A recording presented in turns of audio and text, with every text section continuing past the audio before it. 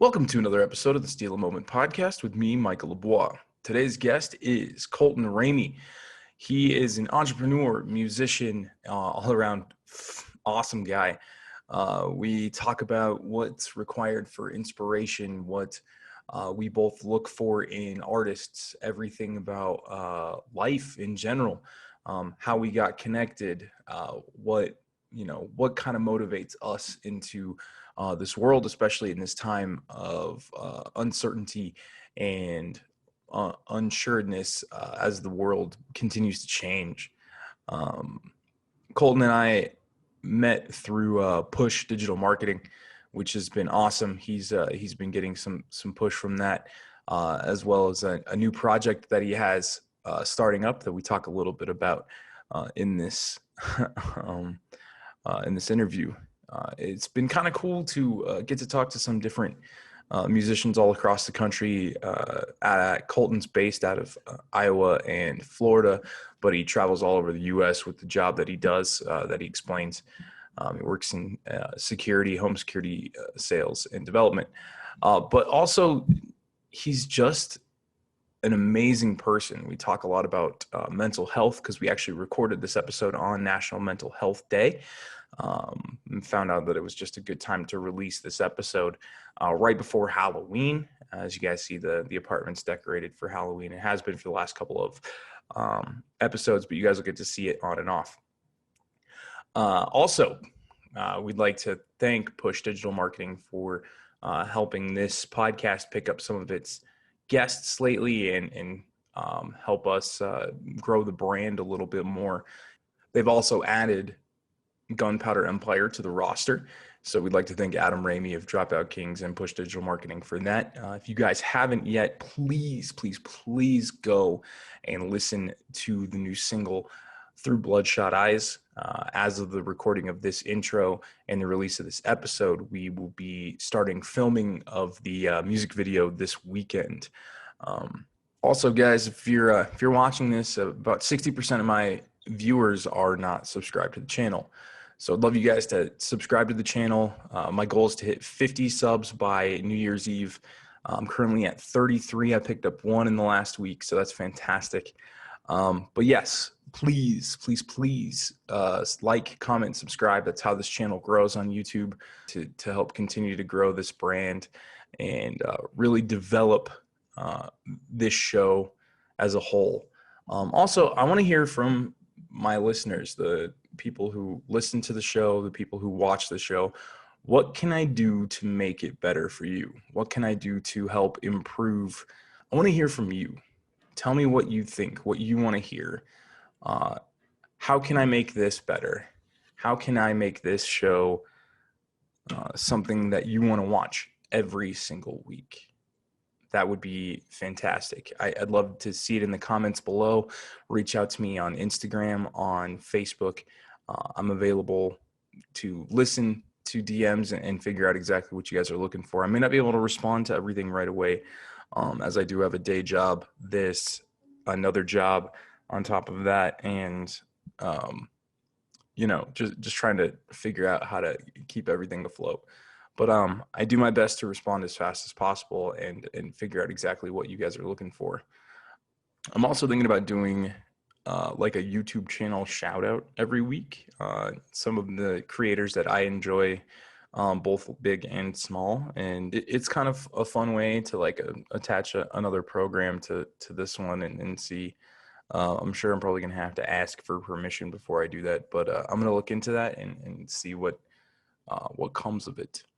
I apologize for the awesome hair. Got a little sticking out here. I am getting a haircut on Saturday. So you guys will see a completely different me for the intro next week, as I participate in an awesome event every year to raise awareness for men's physical health and special health called No Shave November or Movember.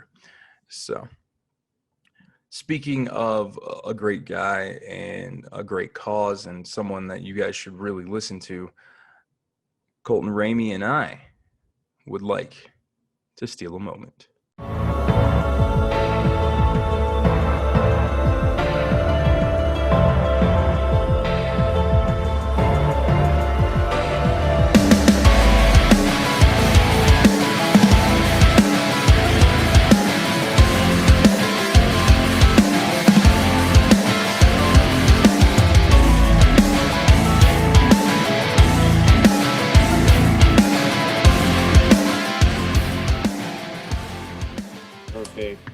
Yeah, dude.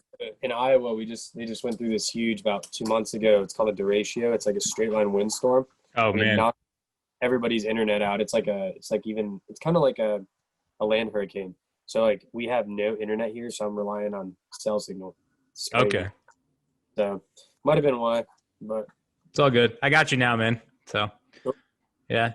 So I've already started recording. I usually just cut the first part out and go from there. It's pretty Easy. straightforward. It's pretty simple. So how's everything going, man? Things are going all right. Yeah, things are going all right. Just got to Iowa to visit some family, so gonna be here for a couple weeks. That's Oh, about it. I head to Jacksonville, so I'll be somewhere warmer, that's for sure. nice. Can't wait. Everything good in Jacksonville right now? No hurricane issues, no troubles there. No, I went and we were recording the rest of our album in Pensacola. That area got hit more in the Gulf area, pretty bad. He literally the day after I left, he got internet, so it was crazy. Like power was out, trees down everywhere. But Jacksonville area looks like it's just getting some rain right now, so nothing too crazy that I've heard. That's But good. I've actually played in Pensacola. I played at Club LA out there. That place isn't too oh bad. yeah, that's super sick. Yeah, I think George has booked a couple shows out there in the past, so probably or something. I've heard of that place before. Yeah. Yeah, it's in Destin, but Yeah, it's technically Pensacola. They're like the same thing. yeah. I think one of my favorite shows in Florida was in Cape Coral and also in St. Augustine. St. Augustine was super fun. I Played this played place it. called Oh, sorry. Go ahead. you're good. We played this place called Shanghai Nobbies, and it was like this little surf shack in St. Augustine. Man, it was so weird, man. They couldn't connect our DIs to anything, and it was every musician's worst nightmare. It was awful. It Yeah, was we played a place in Cape Coral too. It had like a big stage. Like the stage had like a fence in front of it. We actually played there the night after Insane Clown Posse, so they were still cleaning the Fago off the floor. that's awesome. We played at one of my bands played at Blue Moose one time right after, or actually we got an offer to play that night, but we ended up taking like a logo only showcase show like the next night after, and it was super fun. It was like back when it was Attila and ICP when they went on tour together. It That'd be a was like crazy show. we just sell like 40 tickets to get on the show at $25 a piece, and I was like, we weren't. That was just to get the show. That like gave us no guarantee. It was like the weirdest thing ever. That's But crazy. Yeah, I've played a few shows like that in my day. It can be kind of up and down. It just depends on, what you're looking for, who you want to play with and how things mhm. are. Yeah. But I know that you have mentioned in the past when we met through Adam, that you are an entrepreneur as well as a musician. So you're doing a lot of different things. You got your hats in a lot of different fields. Tell me a little bit about your business and what you're doing right now with that. Sure. So I work for a self-contractor. So I do sales for a company called Vivint Smart Home. What's really cool about it is I'm completely 1099. I am on my own schedule. I have no required check-in, check-out. My income is completely reliant on sales. And that it's a 1099 job is a lot of freedom that comes with it. We do like the high-end custom smart homes, like doorbell cameras, like mixed in with like Amazon, Google, Alexa, Philips Hue lights, and like everything can be done from the phone, like in the palm of your hand, like turning on off appliances, on off lights, having things trigger other things throughout the home. So like if somebody comes to the front door, the doorbell recognizes someone's there. It turns on an inside light, so even if you're not home, people like think that you're home, and you can automatically like open the locks and all that cool stuff. And so I actually got started on that maybe about 2.5 years ago, which I really loved it. I've always been in sales. I used to do car insurance before that. And I just hated every single job. Like I'd sit down and be right after that training period, man. And I'd sit there and be like, I cannot see myself doing this the rest of my life. Like I freaking hate this. I did web design for GoDaddy for a bit, hated it. I sat down. I was like, man, I give this job a year. It really turned to be 6 months. But I really liked how much control I have and how much income possibility there is, and the possibility for financial freedom through this job. And so I've already started mentoring a lot of people under me to start doing that. And it's really cool because it's not like a buy-in thing. It's like an actual job. Like you actually sell stuff that a company creates. And every second of every day, it's completely different. And what I found and what I felt is that whenever I was doing a job, I had to do it the ABC way. I never was able to put my own spin or my own freedom, and it never changed. It was always the same thing. And what I found out with Vivint and doing sales is that every single home that I work in is completely different. Every single family is completely different. I've tried more foods working for Vivint in homes that I've worked in than I've done in my entire life or I've ever tried. And I love it. I get to travel all the time. This last year's been nuts. I've been in Iowa, Illinois, St. Louis, Missouri, Texas again, Florida, a little bit of California. So it's just like everywhere. So it's really cool. I love it. I get to travel around a lot, and I work 6 months out of the year. I have it scheduled. So that's pretty cool because as you being a musician, like you said, you understand like touring is completely impossible for like most bands. They can't take 6 months and work and then take that 6 months off and go crazy and tour. They don't have the financial freedom to do that. And one thing that I really love about this job is I can go work and then I can take as much time as I need off. And if I don't need to work 2 of that next 6 months the following year, that's totally okay. I'm able to do that.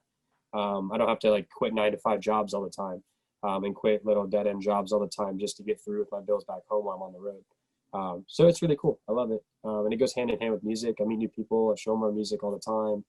Show them what we're up to, what I'm up to. A lot of them follow me on Instagram, so they'll probably see this video. So that's kind of cool. But I love it. It's fun. Never is the same kind of job. So. Yeah, and I think that that's vitally important for anybody right now. Like I am fortunate to have a 9-to-5, but like my 9-to-5 allows for a lot of flexibility with my music because it is in the entertainment industry technically. So that helps with that being, able to make those adjustments and make those changes. Unfortunately, with the state of the world right now, we don't really have the opportunity to tour or really play out. So we're trying to take advantage of the digital side of things and see what we can do about that. And, play an acoustic show here and there, maybe live stream some stuff. So I totally can respect that. And, that's one of those things that we've learned as musicians, as we've learned how to adjust and adapt in a time like this. Mm-hmm.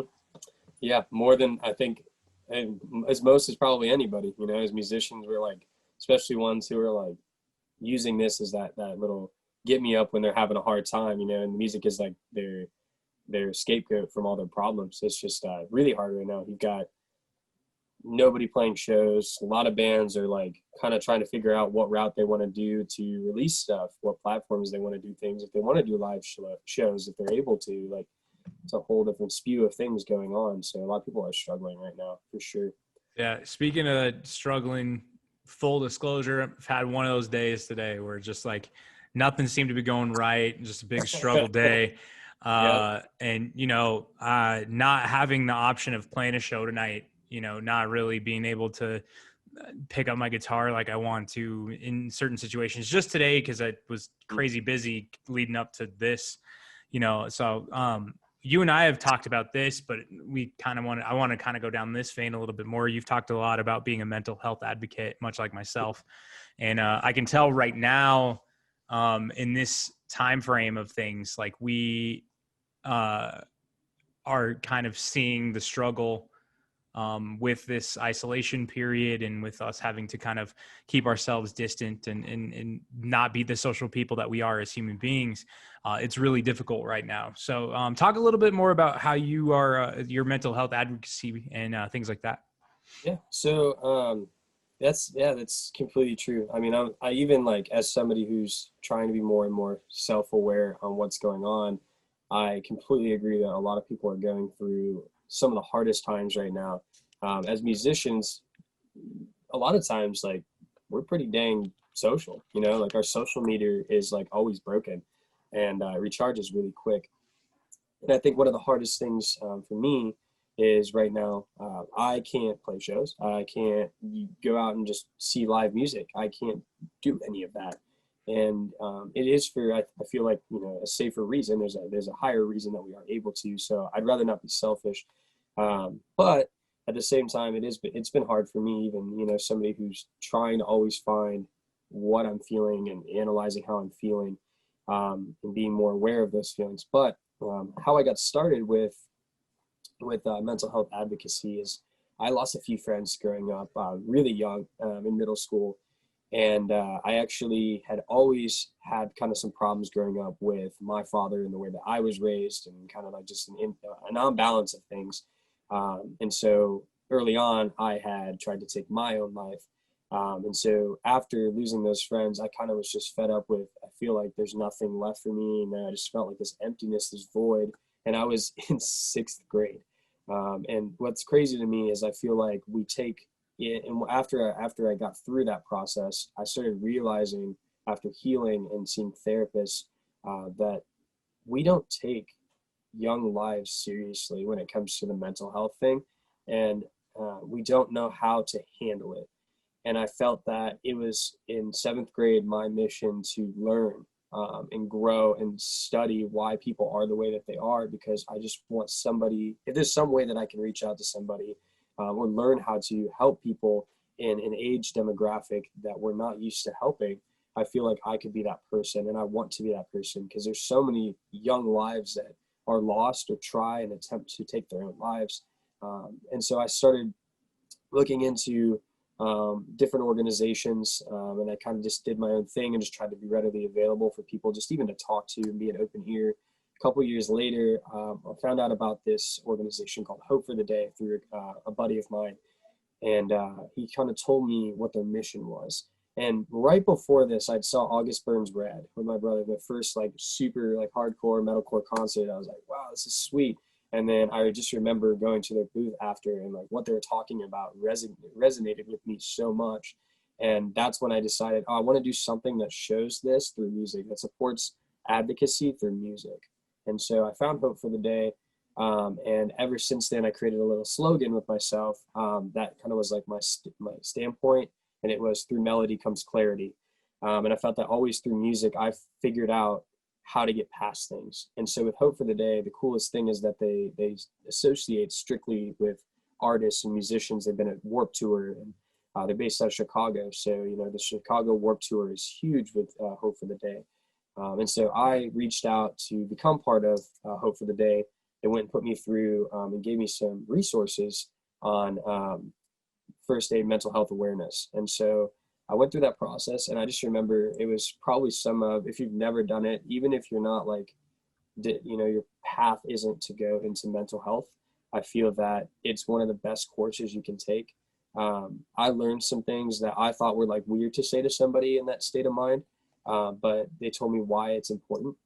And so I just learned a lot through it. I passed my tests, and then I started just working with Hope for the Day closely, getting shipments of resources in, papers with, you know, website links and how to find, you know, therapists and psychologists around you that could help you. And it was really awesome, man. I started doing that when we would go on tour. I would bring the stuff with us, and I'd pass it out, make sure everybody felt like they had a person to talk to at a merch table. And I'd still do that to this day. I love it. I love being an open book for people, especially, you know, through music, because it's a platform. And I think that a lot of people resonate with what musicians have to say, and that's why they associate with our kind of music, if that makes sense. But yeah, I'm still going strong through that. I just make sure to be readily available for anybody that may need help. I love talking to people, being an open book.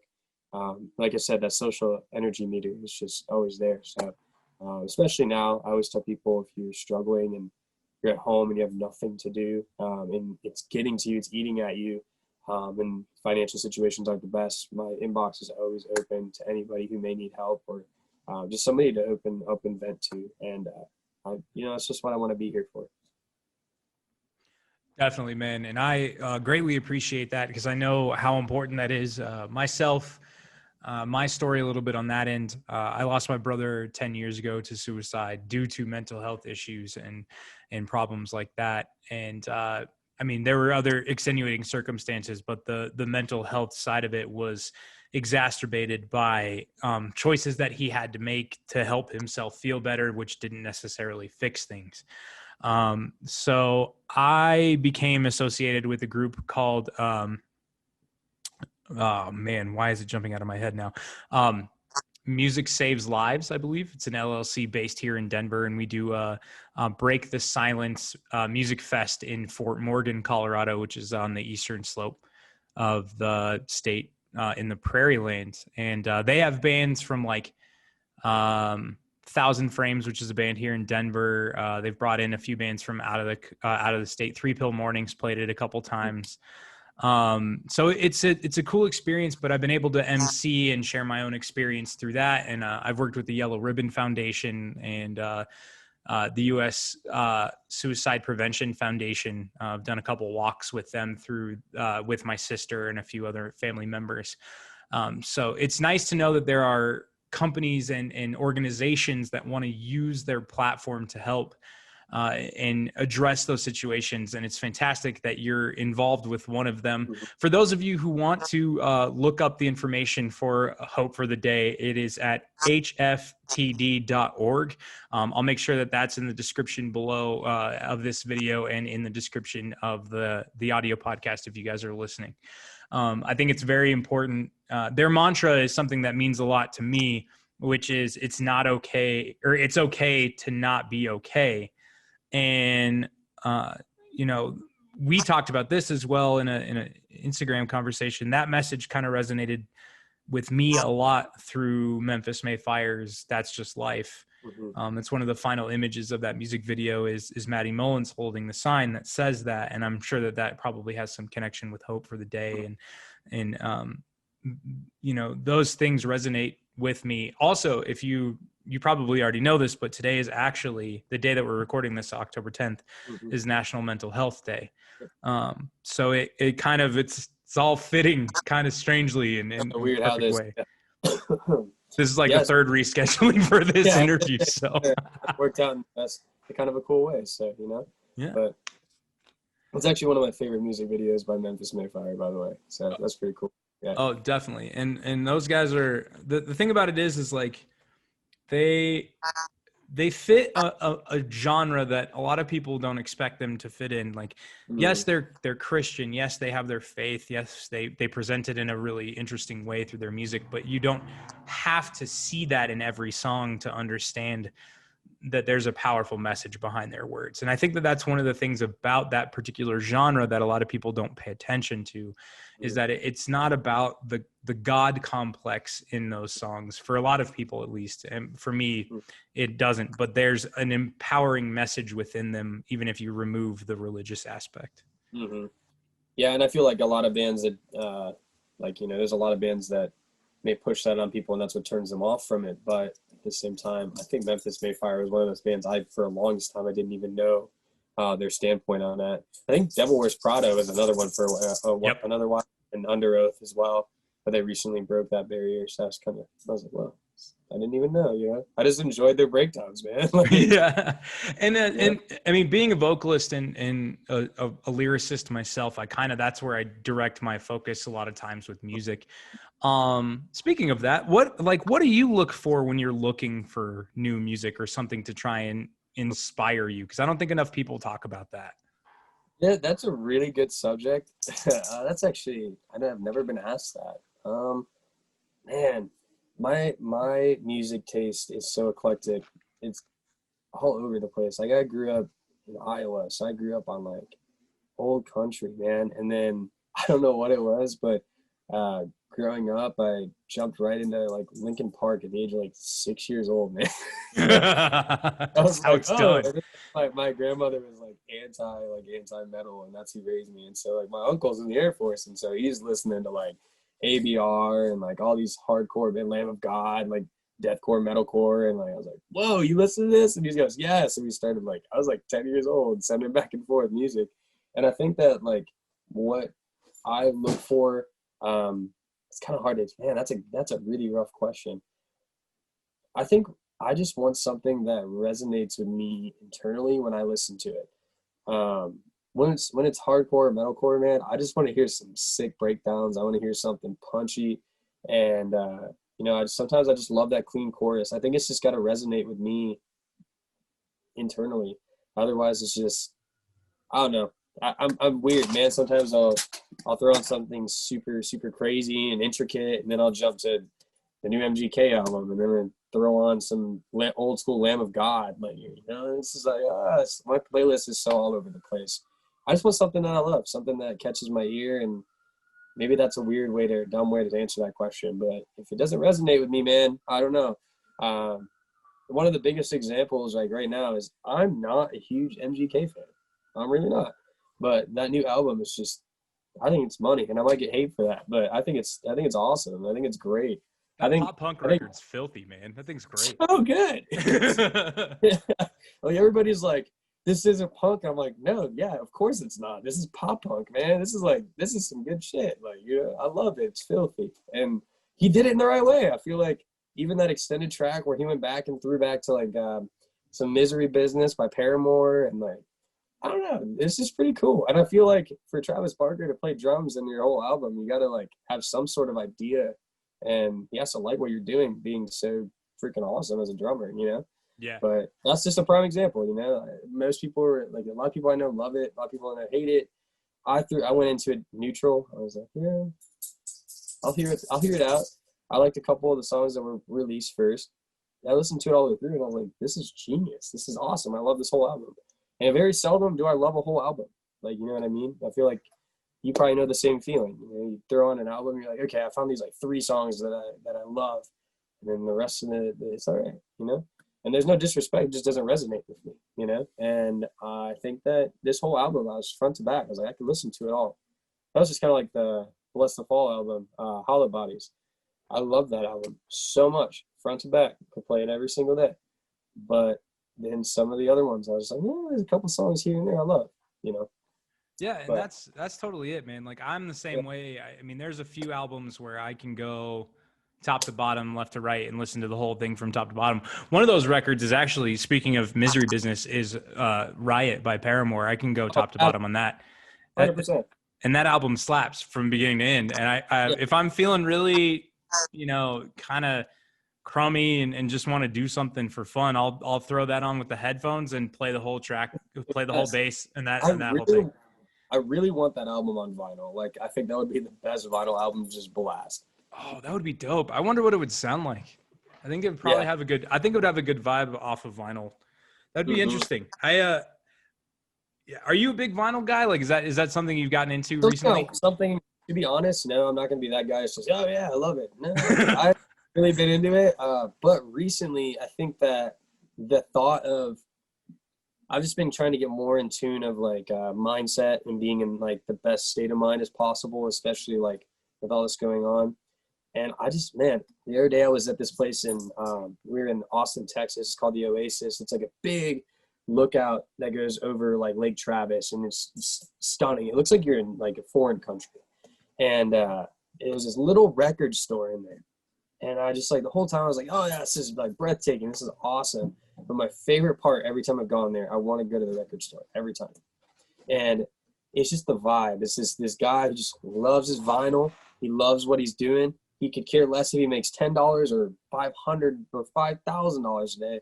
He just loves talking. He's like, every person who comes in, he's got regulars. Hear any good new music lately? I was like, man, this guy just loves music. And he was explaining how certain songs just feel different listening to a vinyl record. It's like, man, I really want a vinyl. I want something to play vinyl on now. And so I've just thought about different albums that would sound super duper cool ever since I went to that place. And that's kind of like what made me want a record player. That's about it. It's just like, man, this cool guy inspired me to want to listen to things in a different perspective, in a different way. But yeah, man, I've been thinking about it since we just got this townhouse in Jacksonville. And so I was looking at like, okay, what's something cool that I could like throw in here to just be a good morning vibe at 7 a.m. when I wake up. I want a record player. There you go. Throw on some, you know, I saw Gavin Dance's got some stuff on vinyl and like a lot of cool stuff. So I was like, I'm about it. I think it's coming back again. Or it's tried to a few times, but you know. Yeah, one of the things I've always been kind of interested in right now, especially in this day and age, something you kind of touched on earlier when we were talking a little bit about the industry in general, is kind of how we're set to try and release music now. You make a point about, you know, there's not very many albums that we like from beginning to end anymore. And it seems like also the album is slowly dying due to the digital age as well. With your interest in music and as a musician, do you see yourself releasing singles? Do you see yourself releasing EPs, albums, all of the above? And what do you think is going to be like the future of how we're going to be presenting music to audiences, at least through the sales side? I know we'll get back to live music eventually. Yeah. Excuse me. So yeah, I think the biggest thing right now, and I may be totally wrong. But full disclosure, I guess my plan has always been, I think it'll stay the same. You release a couple singles with some music videos, and then you throw on the EP. I feel that one thing my last band did that was really cool that a lot of people liked was to create such an awesome digital release as far as the EP. So we had this idea where we took our EP, we set and created an event, and it was an EP countdown, and it played the last song that this band put out that it was like one of everybody crowd favorite songs. And it was just the intro of it, which was kind of like a reverb guitar pluck. And it counted down for 5 minutes. And then it had a little effects kind of build up and then threw right into the first song. And I think one of the coolest things about this time is and I feel like this is just maybe some advice, but if you're a musician, this is, I feel like, the key time to tap into your creative side. A lot of successful bands that I've run into have a member who does something other than plays an instrument or sings in the band, right? You got the guy who loves the photography. You got the guy who loves making videos. You got the guy who loves social media, aka me. That's my thing. I just love social media. I've been getting into photography lately, and just tap into your creative sides and use that to help market and put out your digital releases. And I think that is one of the things that helped my last band's EP do very well, just coming off of a long hiatus when I joined in. And I feel like I've seen a lot of cool bands do a lot of cool things right now, and they're just tapping into, I would say, their creative side during quarantine. And I think that's going to play a huge mark right now. Obviously, digital sales will eventually always be a primary, but I feel like they will always be that person. Just like, like you said, you love vinyl. There's always that person who's going to buy it on vinyl. There's always going to be that person who buys it digitally. There's always going to be that person who buys a CD. And so one thing that we thought of is having all the options available. So we've looked at just those little flip out USB sticks. So they look like a little SIM card that you can pop the SIM card out of, but instead you flip the little USB over and just plug it in, and it's got your whole album on it. Just little things like that are things you could test and experiment with your new launches. Tap into your creative side. I feel like I said over and over again, it's always going to be a thing to do physical, but I feel like digital is where it's at right now because it's so easy. Everybody picks up their phone and streams an album. But I feel like there will always be that side that wants something physically just to support. So I would do it. I think it's still a smart idea to release a couple singles, couple music videos, drop the EP, drop your full length, whatever it may be.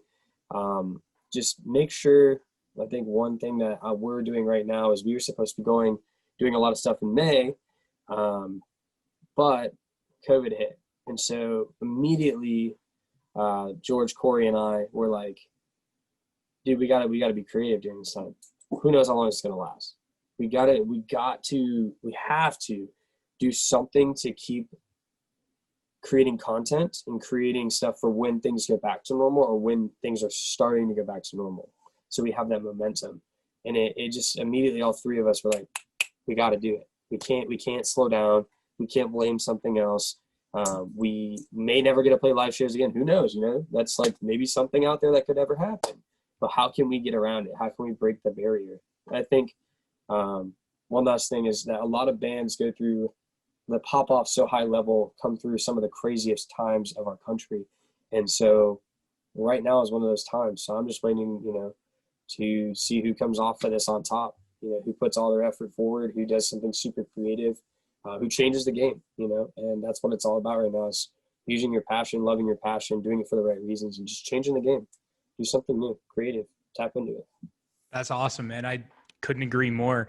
It's funny because like we're trying to find different ways to create, and we're trying to do different things. Like I'm using this as a platform to promote my band. I'm using this platform as an opportunity to really present and bring that out. We have a new single coming out a week from yesterday.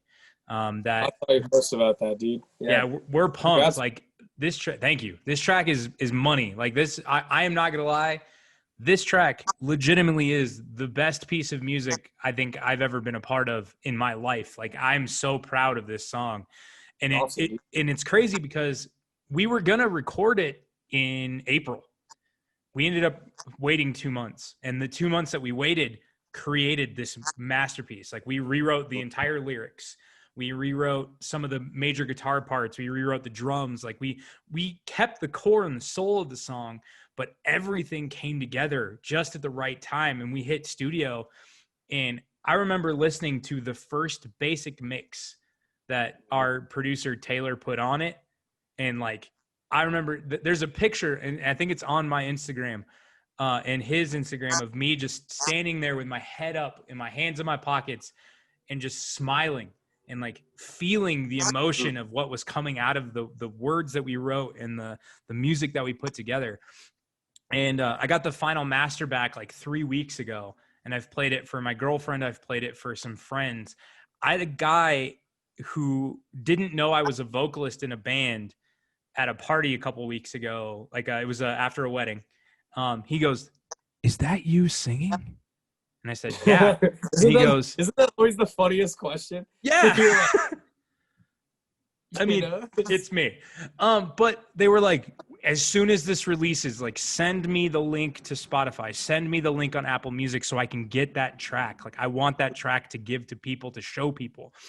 That's the kind of reaction I have never had with the music that I've recorded, minus the last, like the things I've done in the last year.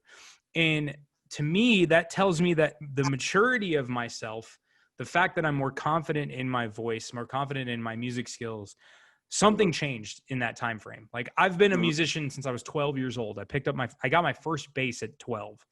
I started singing in bands at 18. Like I've done these things, and now I finally feel like something is coming of it. And then fucking COVID hits.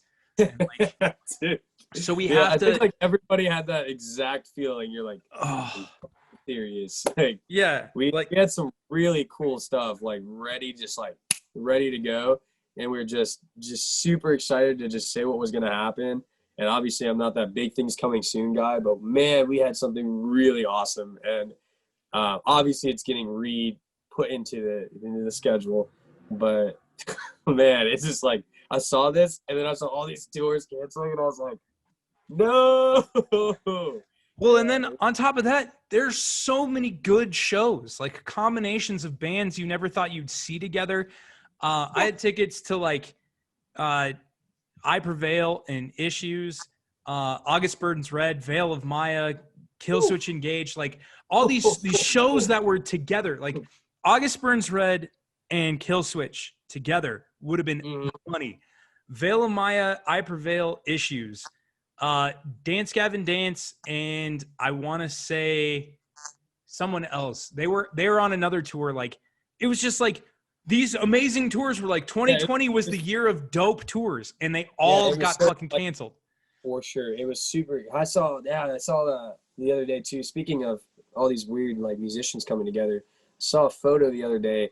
It was like MGK, Trippie Redd, Tillian from Dance Gavin Dance, like all these people sitting in a room collabing on a track, and I was like, "Oh, what? Wait, is that legit?" Oh, no. Yeah, dude. I'll see if I can find it and send it to you. But I saw it and I was like, this is a thing? Like, oh, if somebody goes, why is Tillian getting involved? I was like, is Tillian his God tier voice? Like, he would be so awesome. I would love to have Tillian on any song. Amen. But one of my favorite vocalists of all time. He's just so awesome. He's such a great vocalist. And I saw that photo, and I looked at one of my buddy, and I was like, dude, do you see this? And I showed him, and he was like, shut the fuck up. Is that Tim? I was like, Yeah, this is Yeah. gonna be an interesting year, dude. Yeah. Maybe that photo. I hope it wasn't doctored. I can't remember where I saw it, but it was for sure Tillian in a room, and it was MGK. You could tell, and they were all standing in a studio looking through the glass about something. I think is what it was, and I don't know if somebody was in there like doing a vocal recording or whatever, vocal track. But I remember seeing it, and I was like, dude, this would be the best track. I think it would be either a super hit or a super flop. But I'm about it. If it's got Tillian on it, that's as soon as I'm going to follow that and find that as soon as I can throw it on. I want to hear it. Hell yeah, I'd be down for that as well. You know, it's funny. Speaking of Tillian, so I've had this conversation with a couple different people, not on the podcast yet. So you're vocalist or you're musician number one who gets to have this conversation with me. So I love 3 bands that have all had the same lead vocalist: Dance Gavin Dance, Emarosa, and Slaves.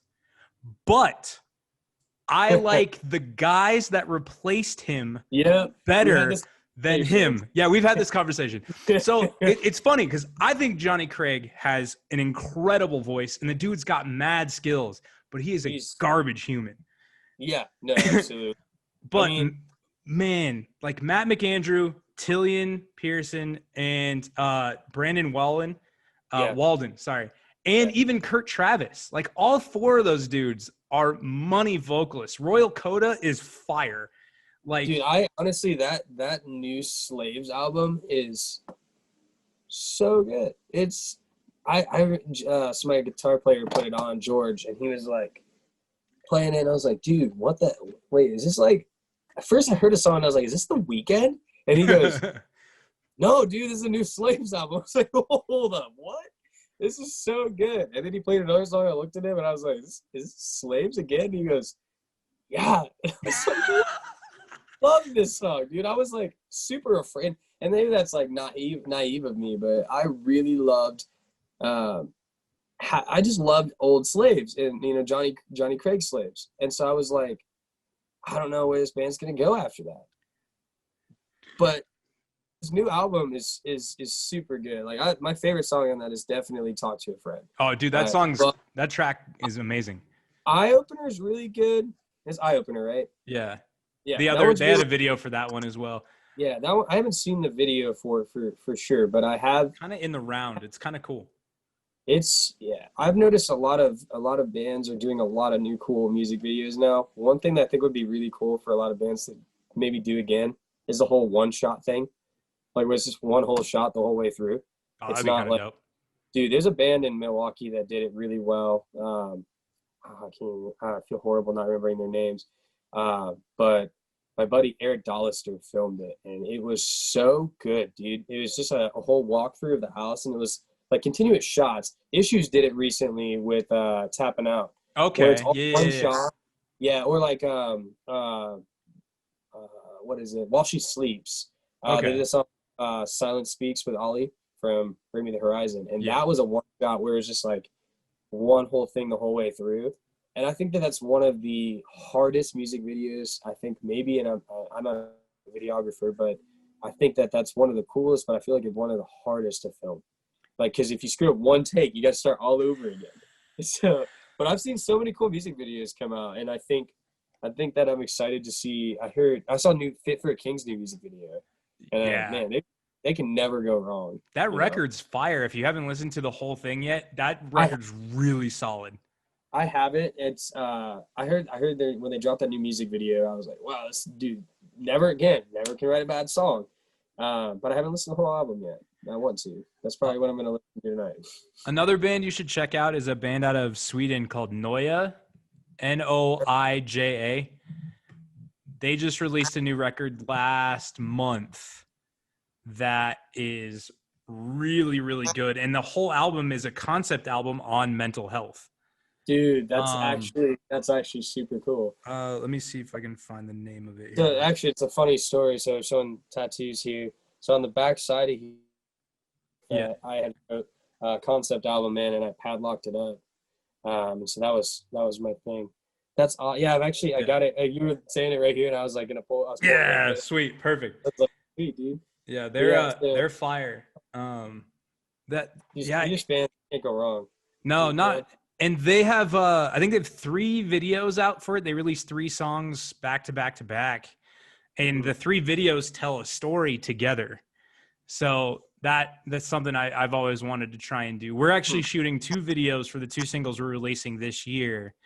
We're hopefully shooting one's going to be like a performance video in a blacked out room, because the song, so the song's called Through Bloodshot Eyes, and it's about losing that voice in your head that tells you that you're shit. I wrote it about an ex-girlfriend who essentially is the reason I went to therapy. She told me that I was broken, that I was the problem, that I wasn't getting over my problems, that I was just letting things eat me alive. And yeah, I was like, you know what? She isn't wrong, but she also is a fucking bitch. Because she was cheating on me while telling me I'm the broken one. So like double whammy of fuck, like it sucked. It was awful. But like my therapist, who I went to for 3 years solid, was the best guy ever. Got me out of some of the worst positions of my life, got me into healthy relationship with myself, healthy relationship with my family, helped me form a healthy relationship with my girlfriend, and like showed me that there's more to it. So when we started writing Through Bloodshot Eyes, I was like, let's turn this into like a distant memory. She's a memory that's stuck in your head, but you've grown stronger through the strength of the people around you, and the fact that you know you can live without those voices in your head. And so the video is going to feature like me burying things in the gutter and like playing in a dark room, all of us together, like working as one, even though we may have to shoot separately because of the situation we're in right now. We still plan to make it look really cool. And then the other song is called Evil Within, and it's talking about sometimes letting that side of yourself out, letting yourself feel those things, and let the darker side kind of take over for a little while, just to let yourself know that it's okay to feel those things. It doesn't need to be permanent, doesn't need to last forever, but you are allowed to feel it. You can't go through life without feeling things, you know?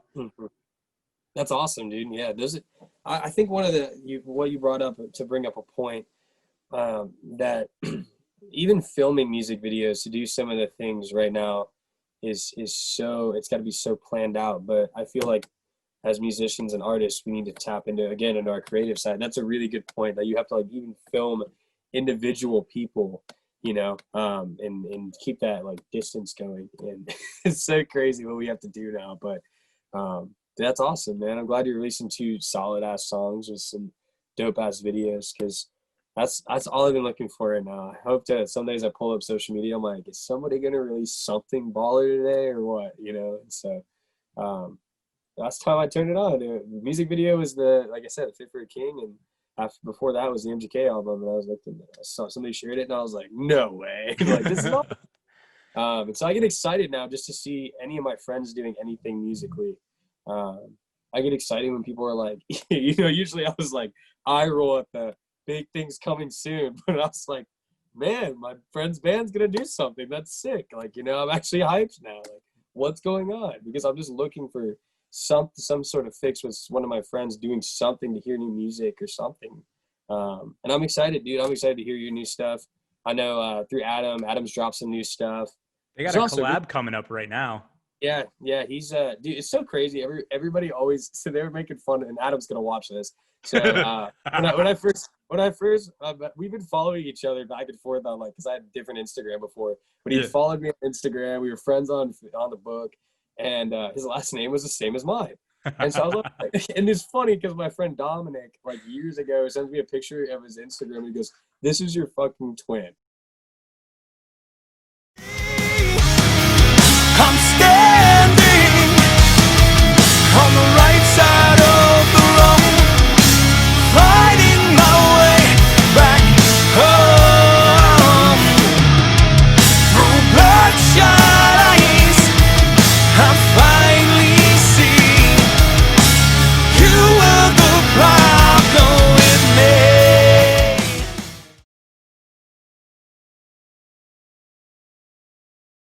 But yeah, it's funny. So you and I connected through Adam Ramey, same last name, same vibe. You guys have a similar look, similar style. How did you get? You got it. Are you connected with Push then, or are you guys just connected through being awesome? So I originally got in touch with Adam because of Push, and so that was really cool because he reached out to me. Well, actually, I think I reached out to him because I saw what he was doing and I'd recognized who he was for a while, and I was like, this is pretty cool because I have quite a bit of extra money to kind of play with right now. So I was like, well, let me see what you're able to do because I have a lot. I usually can do kind of what you're doing. Obviously, you have your own niche and you know what you're doing, probably more than I do. But it'd be nice to have somebody take care of the social media development side, especially right now when everybody's trying to find a hot side hustle. Than me take the time and sit down when I already have like my own little side, like my whole career going. I'd rather have him take care of it. And I saw, he's got a super solid following, very good ratio on like the gram. He has a lot of people writing articles about him. And I just kind of dabbled in it here and there quite a bit, but it'd be nice to have somebody do it. And Adam is by far, no shameless plug, but he is by far one of the best people I've worked with to do this stuff. He knows what he's doing. He knows what it takes to push you, no pun intended, to the next digital level. I have seen exponential growth. I've ran into people like you who are doing, things to get through their quarantine right now that are helping artists, other platforms to get on, articles being written on what I do. It's super cool. Such an awesome guy. And it's really cool that he has a whole article written on him right now on a very, very big, what is the page? I can't remember. It's Volume. Yeah. Like super big Instagram page. And it's about how he's turning his downtime, not being able to do music, into helping other musicians get the push and the reach that they need on social media platforms. And just all around good dude, awesome to work with, great communication. And again, he's, connecting me with people like you who are doing music too, who have a passion with music. And so it's pretty cool. Right on, man. Yeah, it's been great. I haven't had a chance to actually get to use the services yet. I think he and I are going to have a conversation here in the next few days about it, though, because that sounds like something I would definitely want to be a part of. And I'll tell you what, man, his interview was one of my favorite that I've done for this podcast. He is really kind of much like you. You guys have both kind of helped me realize that there's more behind what I need to be doing right now. And part of the struggle I was having today mentally was just feeling like I'm drowning. Like I'm not doing anything productive. I haven't been working hard enough on the music side, like to the point where I was feeling like, is it a waste of time? Like doing this podcast, was it a waste of time? Because I haven't seen any growth, but I also haven't been doing my part. I haven't been pushing hard enough. I need to push harder. I need to do more. I need to grind a little bit harder to get it out there more, to have more conversations with people, to really focus on the important things. And so like having this conversation with you tonight and talking to him and looking back on that episode and realizing there's a lot more behind it, and got to use those creative methods and different ways to promote and try to find ways to get out there. So for that, thank you. I appreciate it. I think one of the biggest things to kind of to wrap up on that thought, one thing Adam and I shared is right now, everybody is just kind of playing a what if game, right? And mentally, I think as an entrepreneur, even a lot of entrepreneurs that I've got to know, a lot of life coaches, a lot of people in the sphere of your whole career and your money and your monetary value relies on failure and creating an idea that is successful, and you will fail so much. And that's the same. And I feel like that goes so hand in hand with music, man. Like try everything you can right now to give everything your all, because right now it is so important. Because if somebody used this metaphor in this with me one time, and they said getting it at least into a pretty known level in music takes a few things that other people aren't willing to do. And they said it's kind of like, it's not always being the big fish in the pond, right?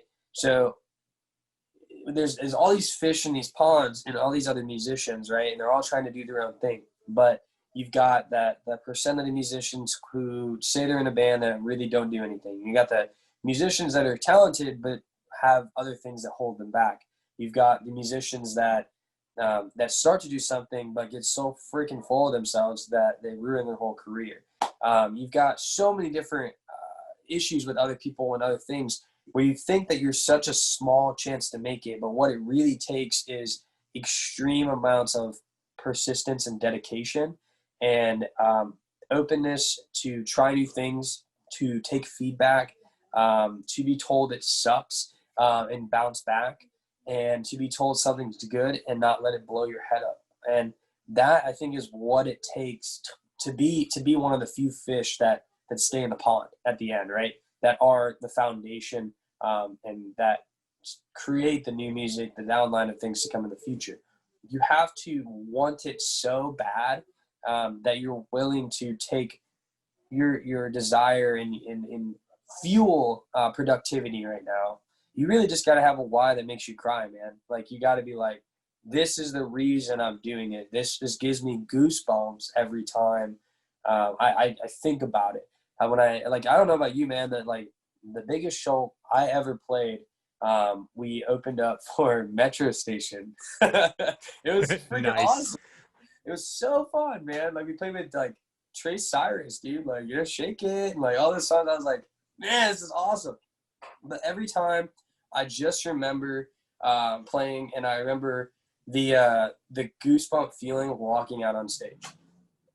And that was so small scale, you know, compared to what other musicians play in crowds. But I was like, man, I want to feel this feeling every freaking night. And still to this second, when I think about it, I hair stands up, man. I get goosebumps. And I know a lot of people don't see my vision, my family, my friends, until it starts happening. And I just know that what I want to do, I'm so laser lined on the process of what I want. I'm willing to give everything and lose everything to make it happen. And some people say that they're ready to do that, but they actually don't commit, and they're not ready when it starts to get hard. And they aren't willing when things get rough right now. So they maybe mentally aren't able to, and that's okay. They just can't pick up and say, I need to do 1,000% right now. I need to do something that creates, puts my name out in another way, because I can't do music right now on a show scale. So much like Adam, when Adam found how to do this with Push, he knew that this would help so many people understand, but he's also connecting with so many cool people and creating so many awesome relationships with people. And so that's kind of like what I do, because like what I do with contracting is I go door to door a lot of the time. And so I found people that have roadied for Korn. Like, I mean, I've had some of the coolest like things, and I've had people like connect with me on Instagram. Hey man, you sold me these cameras and this awesome system. I have been like looking at what you're doing for a long time. Hope it's not weird. I'm following you on Instagram. I'm like, no, man. Like every interaction you need right now, because we have social media, you should be using every second that you can, that you physically feel like you're able to connect with somebody, build a relationship with somebody, and socialize. Because right now there's not a lot you can do. Like, you can't go to a networking event. I miss those things. But now find something right now that is lacking and turn it virtual. Just like you're doing. You could be sitting on a live stream or on a something in person, but you're like, man, I gotta record these Zoom calls. This is a great way somebody isn't doing this right now. How can I break through? And then how can I attach what I'm doing and what my passion is to this? And one more example that I saw today, and it kind of like bringing this up. So I went on you ever been on like Instagram, and then you see something and then you go into something else, you get that Instagram rabbit hole and you end up on different pages. So it was funny today. I was talking about it with someone. I was like, I just went on an Instagram rabbit hole, and they're like, what? And I was like, yeah, I ended up on Rick Ross's page. And then I went and found out that he has like his own strand of marijuana in Miami. And I was like, that's cool. So then I went on that page. Oh no, how it started is one of those like chain, like Shop Gold popped up. And then I realized that I went to their page, I was checking out their stuff, and I was like, oh, this is cool. And then Rick Ross did a video testimonial of their stuff. And I was like, whoa, that's sick. And so then I went to Rick Ross's page, and then I found out he's got his own strain of marijuana. And then I found out he's got all these like crazy businesses on the side, and they're all funneling connections and networking in different ways. And they're bringing people who would normally never have met this man or heard of him. He's supporting all these businesses and helping create all these businesses. And it's creating such an infrastructure of socializing that it's boosting and building his visibility, who he is. And he's more than just a musician now, you know, and he's more than just that dude who has some really, like, he spits some fire bars, you know what I mean? But Amen. That people will look at him and they'll be like, man, that guy helped me start up my jewelry business. Oh, he helped me. I helped that guy. I smoked his weed one time. You know, stuff like that. But like, yeah, man, would you believe this is Rick Ross or Wingstop? Like, that's his. He owns that. Like Wingstop. Yeah. So it's like cool things like that. And right now, you should be doing everything to be productive when you can't be, or build every idea you can. Because right now, the people who come out of this on top are just the hardest workers, and it's what it is, man. Like, a lot of people don't like that I'm going like door to door right now, and I have so many precautions I have to take doing my job, because there's a lot of people who want what I do right now. And so, you know, for a while they laid us off. They're like, sorry guys, like, do phone leads. We're gonna send you phone leads. I felt like I was on Wolf of Wall Street, you know, calling and trying to close deals over a phone. And then it got to the point where they're like, okay, well, you know, they're lifting the ban on door to door in sales. And I was like, oh, sweet, cool. But I don't know what this virus is. I don't know if I could hurt somebody. So I was so careful, gloves, masks, everything. But during that downtime, I never stopped being productive. And I think that if there's anything that can motivate people right now, it's that there's endless opportunity while we're in such a limited space. I think that right there is what kind of woke me up. I have tried to get out even during quarantine and learn a new skill, a new hobby. Even right now, as things are opening up, don't feel like you're too late to jump on the train. Go figure something out, learn a new instrument, pick up a new skill, start recording your own music to try to learn that. You know, learn new things that create a better person, because right now there's nothing more that will help you and fix this feeling that's like inside of you of emptiness, other than just building and growing. Because when we love ourselves and we love what we do, we're a lot happier, just naturally, right? It's just that natural serotonin chemical. I love myself. I love what I do. I love who I get to be friends with, who I get to talk to, and I feel like it's just little things, man. Just be creative. That creative side of the brain, man. It makes you so happy. So yeah, the one thing that I've definitely started to try and do now, as I've progressed with the editing side of the videos, because I do everything in-house. So I don't have an outside editor. I don't have anybody but me. Like, I host, edit, produce, design, everything for this show. And so what I'm doing right now specifically is like, I'm feeling that stress of like, I have to get a show out this week because I'm a little disorganized. I've got a lot of plates up in the air. Outside of the podcast, outside of the band, I have a full 9-to-5 job that I essentially work 6 days a week. So I have that, which I can do from home, which is great. And it's an honor, and it's amazing. I didn't have to worry about any of that. But I also am now that high schools in Colorado have opened up again, I'm back doing sports play-by-play.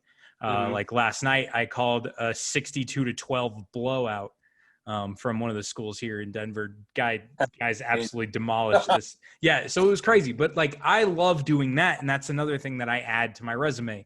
So I exactly it. I need to find. I found that energy again, in realizing that I need to be more creative and find better ways to release those creative energies and find things.